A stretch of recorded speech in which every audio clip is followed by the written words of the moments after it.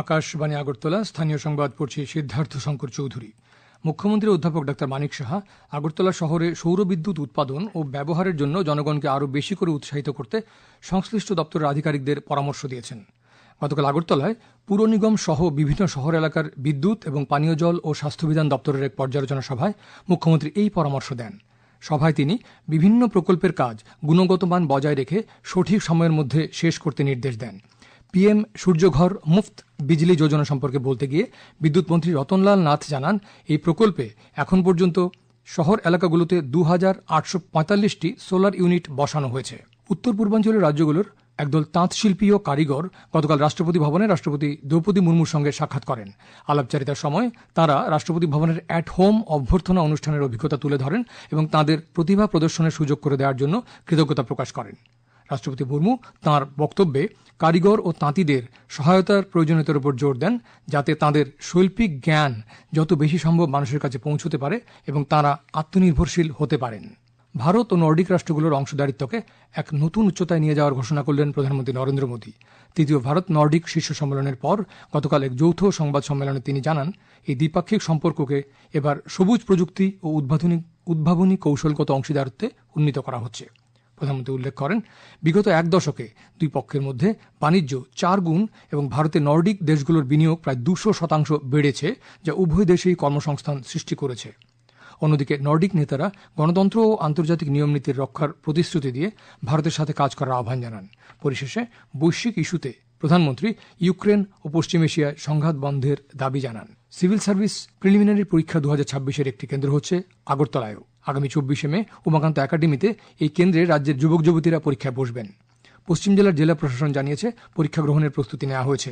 জেলাশাসক ডাক্তার বিশাল কুমার উমাকান্ত একাডেমির পরীক্ষা কেন্দ্র পরিদর্শন করে সেখানে নিরাপত্তা ও শৃঙ্খলা বজায় রাখার বিষয়ে প্রয়োজনীয় নির্দেশ দিয়েছেন। কেন্দ্রীয় শিক্ষামন্ত্রী ধর্মেন্দ্র প্রধান গতকাল নয়াদিল্লিতে আসন্ন নিট ইউজি পুনঃ পরীক্ষার প্রস্তুতি পর্যালোচনার জন্য একটি উচ্চ পর্যায়ের বৈঠকে সভাপতিত্ব করেন। পরীক্ষা পরিচালনায় সম্পূর্ণ সততা ও স্বচ্ছতার প্রয়োজনীয়তার উপর জোর দিয়ে শ্রী প্রধান নির্দেশ দেন, পূর্ববর্তী পরীক্ষা প্রক্রিয়ায় চিহ্নিত সমস্ত ত্রুটি অবশ্যই সংশোধন করতে হবে।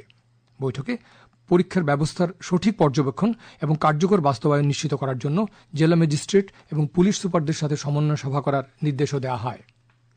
বরাক উপত্যকার ভাষা শহীদদের স্মরণে গতকাল আগরতলায় ত্রিপুরা রবীন্দ্র পরিষদের উদীচী গৃহে এক শ্রদ্ধাঞ্জলি অনুষ্ঠানের আয়োজন করা হয়।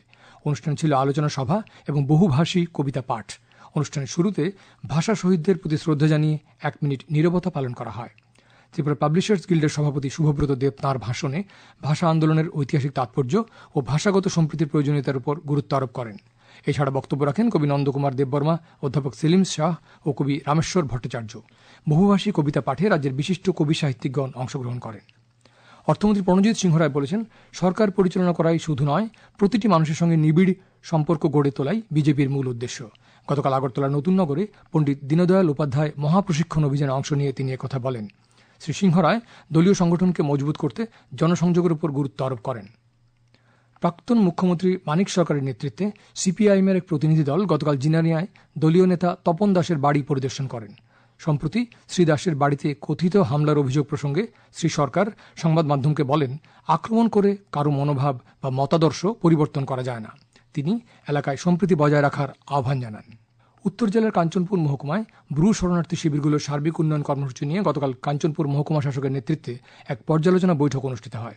বৈঠকে মহকুমার আশাপাড়া, ভান্ডারিমা ও গছিরাম পাড়ায় ব্রু শরণার্থী শিবিরের জন্য রাজ্য ও কেন্দ্রীয় সরকারের বিভিন্ন প্রকল্পের বিষয়ে পর্যালোচনা করা হয়। এইসব প্রকল্প যথাযথভাবে রূপায়িত হচ্ছে বলে বৈঠকে জানানো হয়। পশ্চিম ত্রিপুরা জেলার ইটভাটা মালিক ও শ্রমিকদের সচেতনতা বাড়াতে গতকাল আগরতলায় শ্রম ভবনে এক বৈঠক অনুষ্ঠিত হয়। বৈঠক শেষে রাজ্য শ্রম দপ্তরের যুগ্ম কমিশনার বিনয়ভূষণ দাস জানান, ইটভাটায় 18 বছরের নিচে কোনো শিশুকে দিয়ে কাজ করালে সুপ্রিম কোর্টের নির্দেশ অনুযায়ী ইটভাটা মালিকের বিরুদ্ধে এফআইআর দাখিল করা হবে। তাছাড়া ইট ভাটাগুলোতে শ্রমিক পরিবারের শিশুদের যত্নের ব্যবস্থা থাকা, শিশুদের দেখাশোনার জন্য মহিলা কর্মী রাখা এবং শ্রমিকদের স্বাস্থ্য পরীক্ষা করানোর ব্যবস্থা রাখা বাধ্যতামূলক বলে বৈঠকে অবহিত করা হয়। ত্রিপুরা ক্রিকেট অ্যাসোসিয়েশন পরিচালিত রাজ্যভিত্তিক অনূর্ধ্ব 13 বছরের ক্রিকেট প্রতিযোগিতায় গতকাল 6টি খেলা হয়। রানীরবাজার মাঠে সদর এ দল 142 রানে মোহনপুরকে, নিপকো মাঠে জিরানিয়া 47 রানে তেলিয়ামুড়াকে, মেলাঘর মাঠে আমবাসা 81 রানে কাঞ্চনপুরকে, ধর্মনগরের মাঠে কৈলাসহর 1 উইকেটে লংতরাই ভ্যালিকে, শান্তির বাজারের মাঠে অমরপুর 62 রানে বিলোনিয়াকে এবং বিলানিয়া মাঠে ধর্মনগর 154 রানে সাবরুম দলকে পরাজিত করে। আজ দুপুর পর্যন্ত আবহাওয়ার পূর্বাভাসে জানানো হয়েছে আকাশ সাধারণত মেঘলা থাকবে, বিক্ষিপ্তভাবে বজ্রবিদ্যুৎ সহ বৃষ্টিপাতের সম্ভাবনা রয়েছে। আগরতলায় আজ ভোরে সর্বনিম্ন তাপমাত্রা ছিল 27.1 ডিগ্রি সেলসিয়াস। আজ দিনের সর্বোচ্চ তাপমাত্রা 35 ডিগ্রি সেলসিয়াসের কাছাকাছি থাকতে পারে। স্থানীয় সংবাদ এখনকার মতো শেষ হলো। পরবর্তী বাংলা স্থানীয় সংবাদ প্রচারিত হবে সন্ধে 7:55